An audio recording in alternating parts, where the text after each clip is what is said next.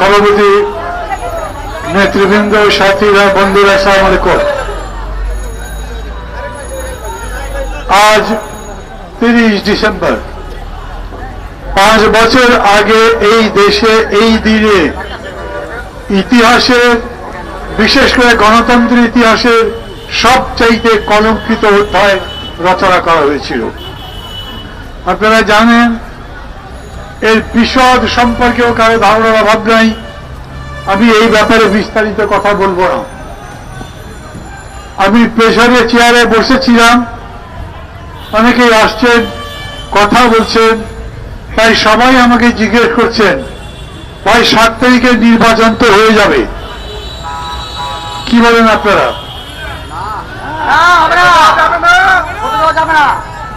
আমি বললাম, এটা তো নির্বাচনই নয়। যে নির্বাচনে বিরোধী দল নির্ধারণ করার কাজ করতে হয়, যে নির্বাচনে বিরোধী দলের নেতারা সবাই প্রধানমন্ত্রীর অনুগ্রহ ভিক্ষা করেন, সেটা আবার কি রকম নির্বাচন? মানুষ কি ভোট দিতে যাবে?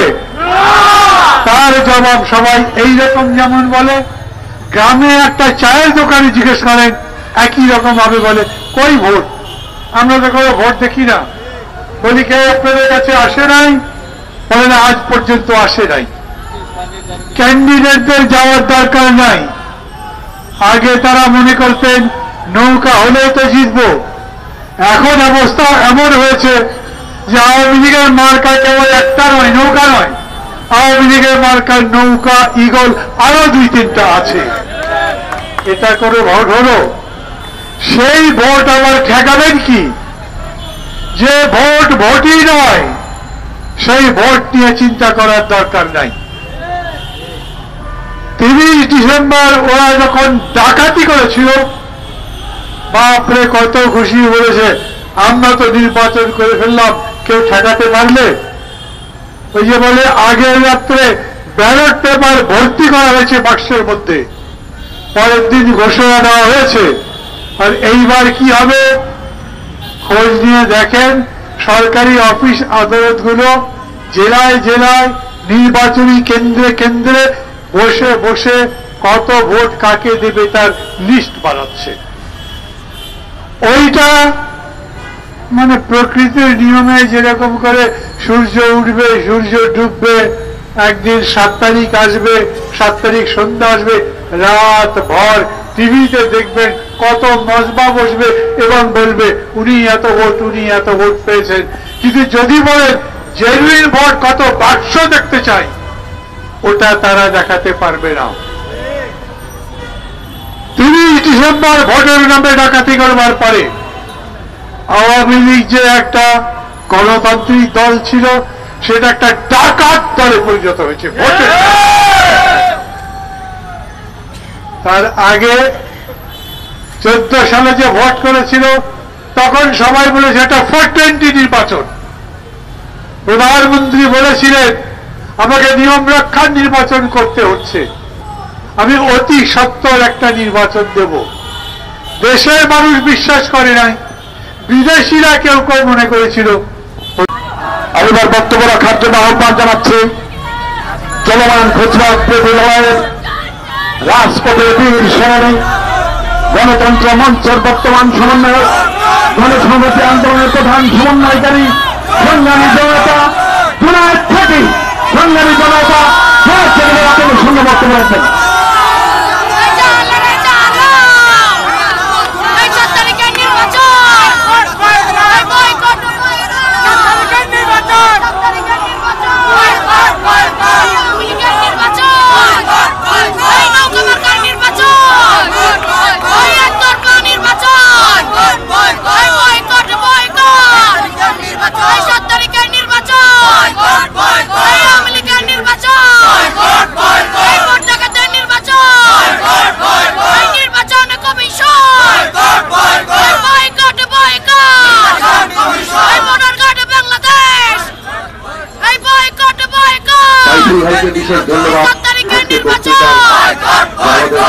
সেটা আমার নিজের কারণে একটু বদলাতে হয়েছে।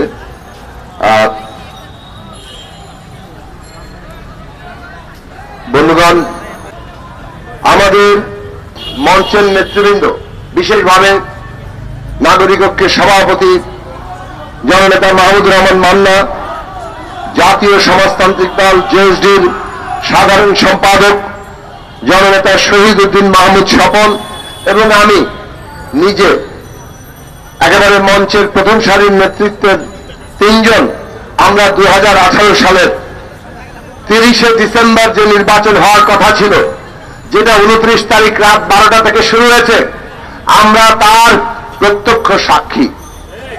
আমাদের আরো নেতৃবৃন্দ আছেন যারা নির্বাচনে অংশ নিয়েছেন, কিন্তু এই মঞ্চের 6 জন শীর্ষ নেতার 3 জনই আমরা এই নির্বাচনে অংশ নেওয়ার প্রত্যক্ষ অভিজ্ঞতা আছে।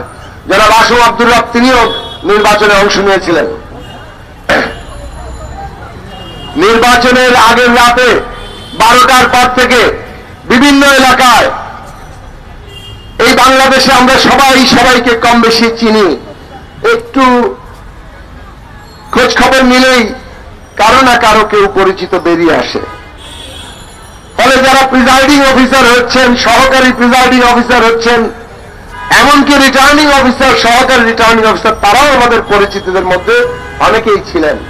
রাত 12টার পর থেকে প্রিজাইডিং অফিসারদের ফোন আসা শুরু হলো যে ওরা তো এসে ব্যালট পেপার চাচ্ছে, সেই ব্যালটে সিল মারবে, আগে ভাগে ভরে রাখবে। অনেকে কান্নাকাটি পর্যন্ত করেছেন যে কি করব আমরা। এই ছিল বাস্তবতা। অন্ততপক্ষে 40 ভাগ, কোথাও কোথাও 50 ভাগ 60 ভাগ ভোট আগেই সিল মেরে ওখানে ঢুকিয়ে রাখা হয়েছিল। সমস্ত মিডিয়ার উপরে কি ধরনের নিয়ন্ত্রণ আরোপ করা হয়েছে আমরা জানি। নির্বাচনের 15 দিন আগ থেকে কিভাবে সমস্ত সোশ্যাল মিডিয়ার উপরে নিয়ন্ত্রণ কায়েম করা হয়েছিল আমরা জানি।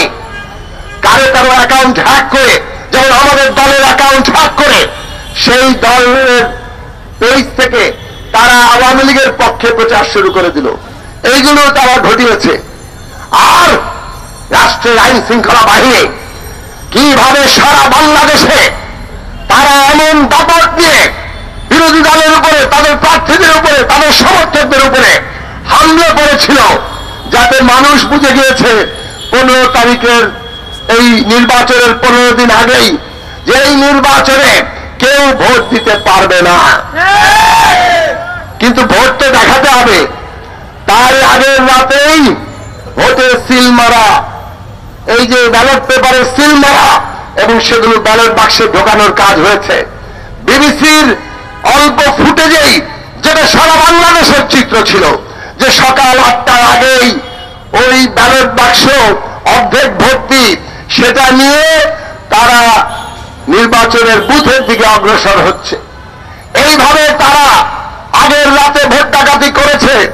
তারপরে 1-2 ঘন্টা কিছুটা মানুষের আসার জন্য, লোক দেখানোর জন্য, মিডিয়ার সামনে যাতে বড় লাইন দেখানো যায় যে মানুষ ভোট দিয়েছে, সেইটার ব্যবস্থা তারা করলো। আমরা দেখলাম 11টা-12টার পর থেকে আবার খবর আসতে থাকলো যে ভোট কেন্দ্র থেকে সবাইকে বের করে দেওয়া হয়েছে। কারো কোনো পোলিং এজেন্ট প্রথমে ঢুকতেই দেয় নাই অনেককে। কোন লোককে যদি ঢুকতে দেওয়া হয়ে থাকে 11টা-12টার মধ্যেই সবাইকে পোলিং কেন্দ্র থেকে বের করে দেওয়া হয়েছে এবং তারপরে আবারও সিল মারা হয়েছে। সিল মারতে মারতে এতই বেপরোয়া, এতই মতহারা, অন্তত 100 কেন্দ্রে আমরা দেখেছি যে 100% বেশি ভোট সিল মারা হয়ে গেছে। এইগুলোর খবর সংবাদ মাধ্যমে এসেছে। কাজে এইরকম একটি ভোট ডাকাতি করে আওয়ামী লীগ সরকার ক্ষমতায় আছে। তারপর বলে ওনারা নাকি সাংবিধানিক সরকার, ওনারা নাকি জনগণের ভোটের সরকার, ওনারা নাকি গণতান্ত্রিক সরকার, বাকিদের নাকি রাজনীতি করার অধিকার নাই। বাংলাদেশের মানুষ এই 14 সালের বিনা ভোটের নির্বাচন, 18 সালের মধ্যরাতের ভোট ডাকাতির নির্বাচন, আর 7 তারিখে যে দামি নির্বাচনের আয়োজন করেছেন, তার জন্য বাংলাদেশের মানুষ এই আওয়ামী লীগ রাজনৈতিক দলটিকে বিচারের কাঠগড়ায় দাঁড় করাবে। বন্ধুরা আমার, রাজনীতির বিচার মানুষের আদালতে বিচার ভয়াবহ জিনিস। মানুষের আদালতে যে সমস্ত রাজনৈতিক দল বিচারের মুখোমুখি হয়েছে তারা রাজনৈতিক দল হিসেবে নিশ্চিহ্ন হয়ে গেছে। এই দেশের ইতিহাসে বহু দলের নাম করা যাবে, যারা একসময় ক্ষমতাসীন দল ছিল, সরকারি দলও হয়েছে, তারা বিরাট আকারের রাজনৈতিক দল ছিল। সেই রাজনৈতিক দলগুলো এই জনতার আদালতে বিচারের মুখোমুখি হওয়ায় রাজনৈতিকভাবে নিশ্চিহ্ন হয়ে গেছে। আজকে আওয়ামী লীগ তাদের নিজেদের ঐতিহ্য, তাদের এক সময়কার গণতান্ত্রিক সংগ্রাম, এমনকি এই দেশের স্বাধীনতা সংগ্রামে তাদের যে নেতৃত্বমূলক ভূমিকা, এই সমস্ত কিছুকে পায়ে ধরে আজকে যেভাবে মানুষের ভোটের অধিকার, মানুষের অধিকার কেড়ে নেওয়ার একটা প্রতিষ্ঠানে পরিণত হয়েছে, পুরো রাষ্ট্রকে একটা দলীয় বাহিনীতে পরিণত করে যেভাবে তারা মানুষকে দলে পিছে তারা মারছে, এর দায় তাদের নিতে হবে এবং ইতিহাসের কাঠগড়ায় তাদেরকে বিচারের মুখোমুখি হতে হবে। এই সরকার পুলিশ বাহিনীকে একটা দানবে পরিণত করেছে। এই পুলিশ বাহিনীর সব সদস্যরা কি খারাপ? না, তারা খারাপ না। কিন্তু এই পুলিশ বাহিনীর সদস্যদের দিয়ে তারা বিরোধী দলের নেতা কর্মীদেরকে গুম করায়, খুন করায়, হত্যা করায়, এমনকি তাদের হেফাজতে নিয়ে এমনভাবে তারা নির্যাতন করে যে তারা মৃত্যুর মুখোমুখি হয়। গত কয়েকদিন আগে হবিগঞ্জে একজন বিএনপি কর্মীকে তুলে নিয়ে গেছে, তারপরে পুলিশ হেফাজতে তিনি মৃত্যুবরণ করেছেন। তার মা বলেছে তার নাক দিয়ে রক্ত পড়ছিল থানায় নেওয়ার পরে। এবং এই নির্যাতনের মধ্য দিয়ে এইভাবে হত্যাকাণ্ড, এইভাবে একটা খুনের বাহিনীতে আজকে রাষ্ট্রের সমস্ত শক্তিকে এরা পরিণত করেছে। আর শেখ হাসিনা হয়েছেন দামি নির্বাচনের প্রধানমন্ত্রী হওয়ার জন্য পাগল হয়ে গেছেন। সব দলের নেতা ওনাকে হতে হবে। একটু আগে সাইফুল ভাই বললেন তৃণমূল বিএনপির কথা, মনে আছে না? সাধারণ ওমর কি বলেছিলেন? এরা 2-3 কোটি টাকা নিয়ে ফকিন্নি পার্টি। আমরা এই ভাষায় কথা বলতে চাই না, আমরা কাউকে কোনো গালিগালাজ করতে চাই না, অপমান করতে চাই না, ছোট করতে চাই না। কিন্তু তৃণমূল বিএনপির শমশের মোমেন চৌধুরী এবং তৈমুর আলম খন্দকারের বিরুদ্ধে তার দলেরই অন্তত পক্ষে বেশ কয়েকজন এই নির্বাচনে সংসদ সদস্য প্রার্থী, তারা সংবাদ সম্মেলন করে বলেছেন যে তারা হচ্ছে জাতীয় বেঈমান, টাকা পয়সা চুরি করে তাদের এখন আর কোনো খোঁজ খবর রাখেন না। আচ্ছা, মানলাম ওনাদের অভিযোগ হয়তো ভুল অথবা ঠিক। মূল কথা হচ্ছে ওই সংবাদের নিচে আছে যে ওরা তাদের দাবিটা কি? তাদের দাবি হচ্ছে মাননীয় প্রধানমন্ত্রীর হস্তক্ষেপ, যাতে করে এই তৃণমূল বিএনপির নেতাদেরকে তারা অপসারণ করতে পারেন এবং তারা সংসদে বিরোধী দল হতে পারেন। আহারে, মাননীয় প্রধানমন্ত্রী তিনি খালি আওয়ামী লীগের সভানেত্রী এখন নন, তাকে এখন তৃণমূল বিএনপিরও দায়িত্ব নিতে হচ্ছে। তৃণমূল বিএনপির উনি সভানেত্রী, যার ফলে তৃণমূল বিএনপির ভেতরের সমস্যা উনি সমাধান করবেন। কাজেই আজকে বাংলাদেশে এই যে শেখ হাসিনা, তিনি সমস্ত রাজনৈতিক দলকে জাতীয় পার্টি, তৃণমূল বিএনপি, বিএনএম অথবা তার জোট মিত্রদের মতো বানাতে চান, যারা লাফিয়ে লাফিয়ে নৌকা প্রতীক নিবে অথবা নিজের প্রতীক নিয়ে বলবে আওয়ামী লীগ সমর্থিত জাতীয় পার্টি মনোনীত। তারা চেয়েছিল বিএনপি, গণতন্ত্র মঞ্চ সহ 63টি দল যারা নির্বাচন বর্জন করছে তারাও জাতীয় পার্টির মতো হোক। কিন্তু বাংলাদেশের মানুষ আপনার এই স্বাদ পূরণ করবে না। বাংলাদেশের মানুষ শেখ হাসিনা যেভাবে সমস্ত দলের সভানেত্রী হতে চাচ্ছেন এই স্বাদ পূরণ করবে না। বরং আজকে আমরা ওই যে দেখুন জনতা তাদের সাথে মিলে নির্বাচন কমিশনকে লাল কার্ড দেখাচ্ছি। আমরা আগামী 7 তারিখে এই ভুয়া নির্বাচন যদি বন্ধ না করেন, জনগণ 7 তারিখে এই সরকারকে লাল কার্ড দেখিয়ে দেবে। বন্ধুরা আমার, আজকে আমরা বলেছি সরকার নাশকতা তৈরি করছে, আর তার দায় বিরোধীদের উপর চাপিয়ে ক্র্যাকডাউন করে সবাইকে জেলখানায় নিয়ে হাত পা বেঁধে জেলে ভরে রেখে ওনারা নির্বাচনের খেলা খেলছেন। ওবায়দুল কাদের কালকে আবার বলেছেন বিএনপি নাকি খেলায় ফাউল করে লাল কার্ড খেয়ে মাঠ থেকে বেরিয়ে গেছে। আমরা বললাম, আমরা কি দেখেছি ভাই?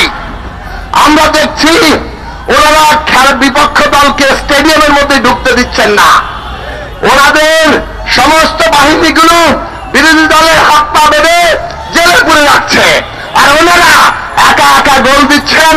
সেই গোল আবার পুরো মাঠে রাখে দিতে পারেন না, গোল লাইনের কাছে বল দিয়ে যেতে হয়, তবে হামাগুড়ি দিয়ে বল সহ গোলে ঢোকেন।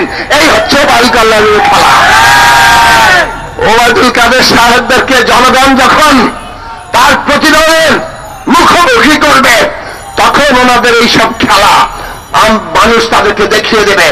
বন্ধু আমার, আমরা পরিষ্কার করে বলি, আমরা এই সমস্ত নাশকতা সরকারি প্রযোজনায় নাশকতা করে রেলে আগুন দিয়ে আজকে মা শিশুকে পুড়িয়ে মেরে তারা বিরোধী দল দমন করতে চাইছে।